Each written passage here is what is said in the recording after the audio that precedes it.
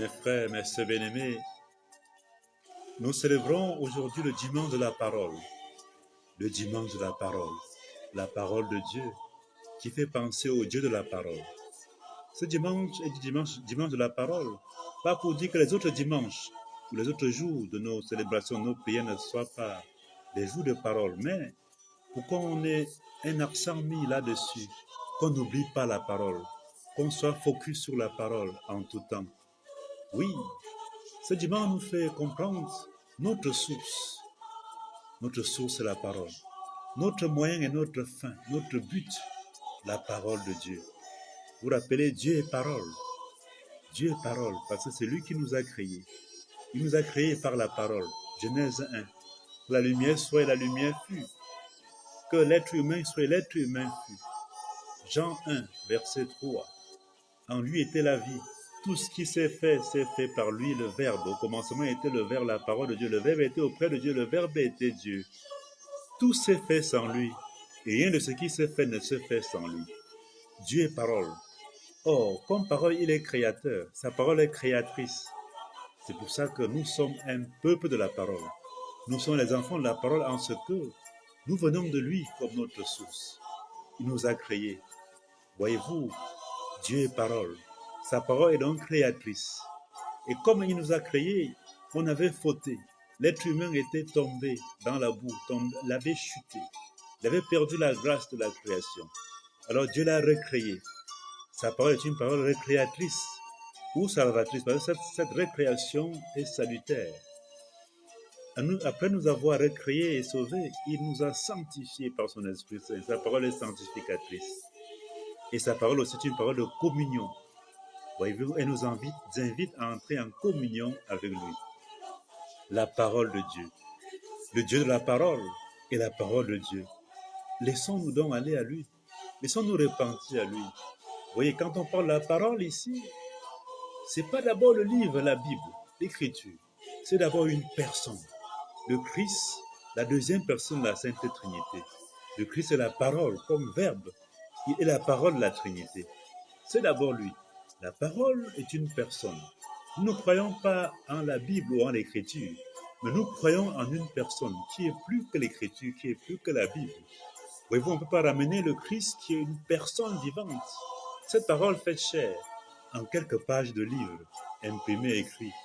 Nous ne croyons pas en l'écriture, aussi sainte qu'elle soit, mais nous croyons en une personne, le Christ, le Seigneur, le Verbe fait chair. C'est en lui que nous croyons. L'écriture, le livre, dit quelque chose de lui. Ça dit ses événements, ça dit sa vie, les actes qu'il a posés, les gestes, mais ça ne dit pas tout de lui parce qu'il est une personne vivante. L'écriture ne peut pas épuiser Dieu, ça ne peut pas épuiser la parole, ne peut pas épuiser le Christ qui est parole, Verbe de Dieu fait chair. Ça, c'est parfois une distinction qu'on oublie. Vous voyez, nous ne croyons pas en un livre. C'est pour ça que dans le catéchisme de l'Église catholique, au numéro 108, il est dit la religion chrétienne n'est pas une religion du livre, mais une religion de la parole faite chair, une parole vivante. Voyez-vous, les gens ont donné leur vie au Seigneur avant même que l'écriture, l'évangile soit écrit. Beaucoup ont cru, ont été des témoins, ont été martyrs, ont été saints, avant que l'écriture, l'évangile soit mis par écrit, avant que l'écriture soit mise par écrit. Donc, la parole dont nous parlons est plus grande et plus forte que l'écriture. Pas pour dire que l'écriture soit à négliger, mais non. L'écriture dit le Christ, ça dit ce que les événements. On a rapporté là ce que le Christ a pu faire, ses œuvres, ses actes, ses paroles et ses dires. Mais le Christ comme parole, comme personne, il est au-dessus. Il est au-dessus de ce qu'on peut écrire sur lui. C'est pour ça d'ailleurs que, montrant l'importance de l'écriture, néanmoins, Saint Jérôme avait dit, l'ignorance de l'écriture est l'ignorance du Christ. Parce que l'écriture parle du Christ. C'est là qu'on découvre ce qu'il a pu faire, ce qu'il a dit. J'ai un terme que j'aime souvent utiliser en anglais. Good news, la bonne nouvelle. Good news is God's news. Good news is God's news. Oui, là, l'écriture est comme le journal de Dieu. Son 20h30, sa CRTV, son Canal 2, son Equinox, son CNN, son France 24. Ah oui, son Africa 24. L'écriture est le journal. Pour savoir les news du ciel, les news de la terre, les news, les nouvelles sur toi-même.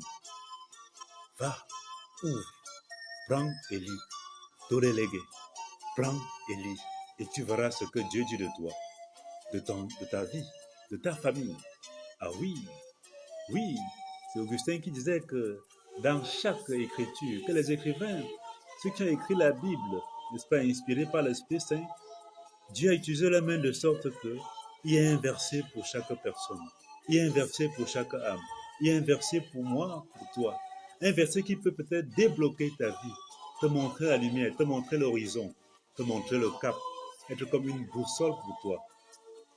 Ta parole est la lumière de mes pas, la lampe de ma route, nous dit le psaume 119, verset 105. C'est cette musique-là que nous écoutons en fond sonore. Mes frères, mes sœurs bien-aimés, nous sommes les enfants de la parole. Nous sommes un peuple de la parole.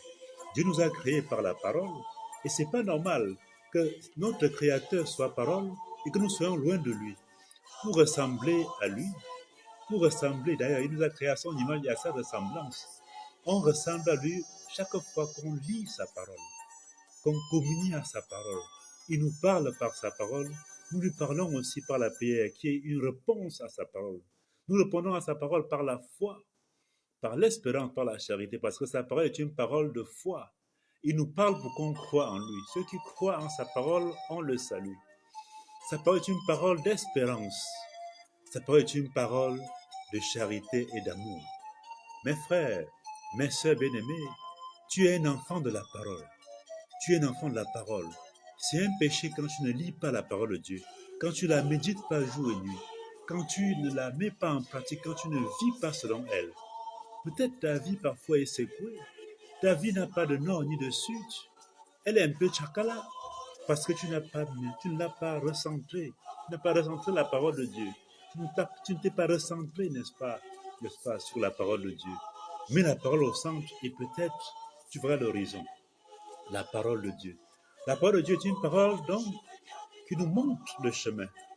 Il éclaire nos pas, elle éclaire nos pas.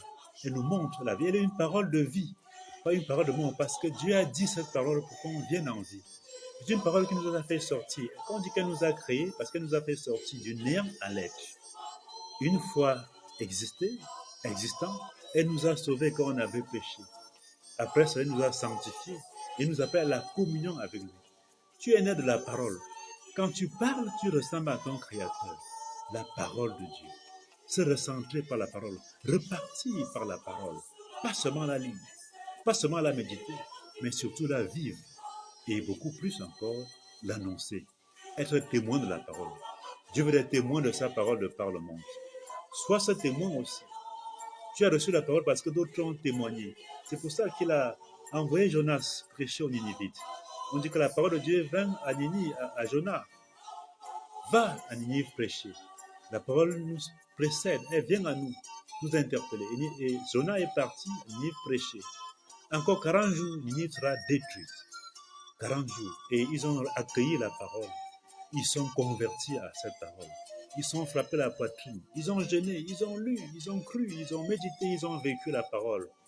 Alors, Ninive physique comme ville n'a pas été détruite, mais comme dit Augustin, c'est Ninive spirituelle qui a été détruite, la Ninive du péché. Qui est dans Ninive aujourd'hui, appelé à se convertir? C'est toi, c'est moi. Chacun est devenu maintenant une Ninive contemporaine. Ta famille, ton pays, ton continent. Va donc, comme Jonas, prêcher la parole, parce que là, un jour viendra. Le Christ a dit, convertissez-vous, croyez la bonne nouvelle, car le royaume de Dieu est tout proche. C'est tout proche. Bientôt, c'est la fin. Pour bientôt, comme il a dit. Alors, que ferons-nous? Que feras-tu si, à la fin, on n'est pas converti à la parole, si on n'a pas cru? D'où notre rôle, notre devoir missionnaire, d'aller en ce domaine de la parole, prêcher, annoncer, afin que l'humanité soit sauvée. Dieu veut que l'être humain soit sauvé. Dieu ne veut pas la mort de l'humanité, mais qu'elle soit sauvée. Comment pourra-t-elle être sauvée? Par la parole. Sa parole est une parole salvatrice. Tu es donc missionnaire de la parole de Dieu.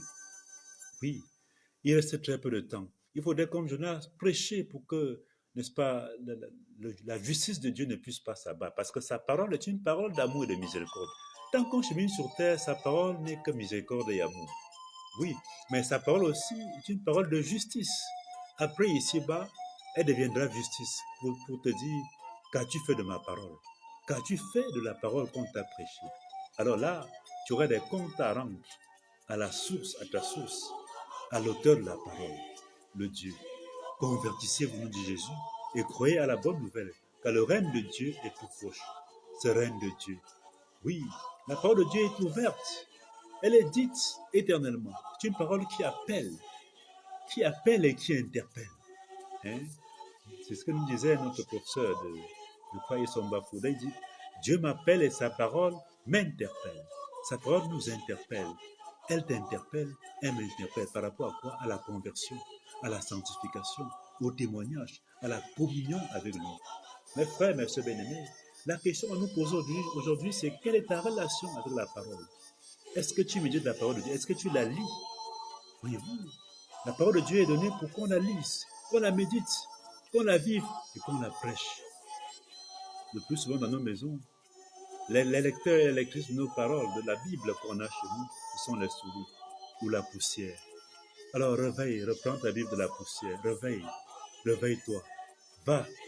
La parole de Dieu, hein, il y a là son post, c'est comme un saint Facebook. Il y a beaucoup de posts de Dieu. Il y a un post pour toi. Il y a un poste pour toi, pour ta vie, pour ta famille, pour ton voisin. Oui, va retrouver, reprends-la et lis. Dieu nous parle par sa parole. Nous lui répondons par la prière, par la foi, par l'espérance, par la charité, par la lecture, par la conversion, par la sanctification.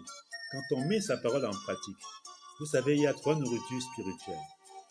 La parole de Dieu, Matthieu 4,4. On ne vit pas seulement de pain, mais de toute parole qui sort de la bouche de Dieu. Oui, la parole de Dieu est une nourriture spirituelle, une nourriture pour ton âme, pour ton esprit, même pour ton corps. Quand tu fais des jours sans manger, ton corps peut maigrir. Mais imagine comment ton âme a fait des années, l'esprit a fait des années sans recevoir sa nourriture, la parole de Dieu, par laquelle elle vit, l'Eucharistie. Tu as fait des années, des mois sans communier. Pourtant, c'est la nourriture qui nourrit, qui fortifie ton âme, ton corps, ton esprit. Imagine donc ton état. Imagine comment ton âme doit être maigre, doit être affamée. Le Christ dit dans Matthieu, dans Jean 4, 34, que ma nourriture est de faire la volonté de mon Père. Imagine comment ton âme, n'est-ce pas, est amaigrie, affamée, assoiffée parce que tu ne fais pas la volonté de Dieu. La nourriture de l'âme et de l'esprit, c'est aussi la prière. La prière. Imagine quand tu ne pries pas. Tu peux être costaud et fort physiquement, mais de l'intérieur, tu es maigre, affamé, amaigri, parce que la nourriture spirituelle de ton âme, de ton esprit, tu ne leur sers pas cela. Mes frères, mes sœurs bien-aimés, nous sommes les aides de la parole, appelés à vivre cette parole, appelés à la témoigner de par le monde entier. Le Christ a pêché Jean, Jacques, Simon, André à la mer de Galilée. Je peux dire qu'il les a pêchés de la mer pour les envoyer à la mer du monde pour prêcher sa parole, pour être parole comme il est parole, parole en acte et en vérité. Faisons comme eux, faisons comme Jonas. Que rien ne nous empêche, n'est-ce pas, de faire cela. C'est pour ça que Paul dit dans 1 Corinthiens 7, pourquoi c'est le verset 29 à 31, que ceux qui sont mariés soient comme s'ils n'étaient pas mariés. Ceux qui font du business comme s'ils ne faisaient pas du business. Parce que la figure de ce monde passe. Il ne faudrait pas qu'il y ait obstacle à ton départ, à l'accueil de la parole de Dieu. Il ne faudrait pas qu'il y ait obstacle à ton entrée dans le royaume. Même ta vie conjugale peut être un obstacle. Ta femme, ton époux, ton business. C'est pour ça qu'il dit que celui qui est marié soit comme s'il n'était pas marié, parce que le temps est proche et la figure de ce monde passe. Dieu m'appelle et sa parole m'interpelle. Il t'appelle et sa parole t'interpelle. La parole de Dieu. Il te parle quand tu lis sa parole. Et tu réponds. Tu réponds quand tu pries. Oh, le Dieu de la parole et la parole de Dieu. Laissons-nous repentir. Allons à elle. Allons à elle. Allons à elle. C'est notre source et c'est notre fin. À Dieu la gloire pour les siècles des siècles. Amen.